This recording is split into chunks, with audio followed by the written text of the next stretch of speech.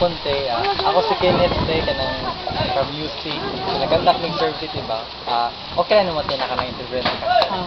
Okay, mga ka nang kanang question ako te. Kanang unsa nga mga kanang best quality na kanang as a parent na pwede nimo i-share sa imong mga anak.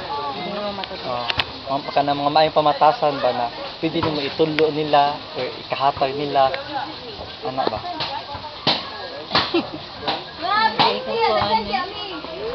Anong batasan dito kanang pamatasan? Pamatasan ba imo kanang ka-share nila, katulo nila. Kanang tuduan ng anak. Oo, anak. Kanang drama kanang kay kanang sorry ba sila ba na dugay ka mo ni kani anak na kung usa nga laki dugay ka mo ulit ba mauli alas 12 alawang na nuna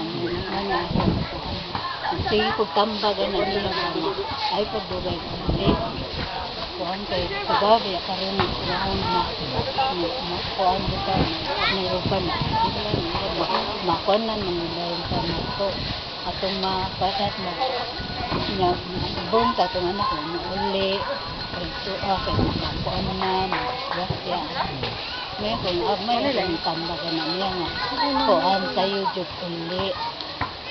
So, disiplinahan mo siya. Kanang laki rin. Ako na laki na ko. Anak ng badlong mo. Dugay ka na.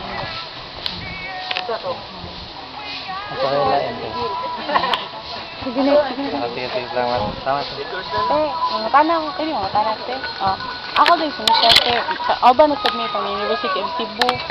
Kanang uyin ka te kana ang mga 18 years old paubos kay mo gamit sa Facebook kana mga internet sites diba? Uyin ka te. 18 paubos.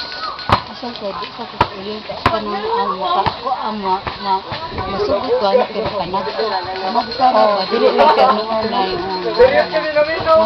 kuan nila kay sa makadaot ng Niya TikTok ba kuan internet ngayag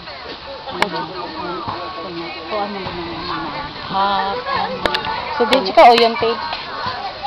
Uy, ta pero panagsalang ilang ka na. Sige, salamat ha. Salamat kay ti.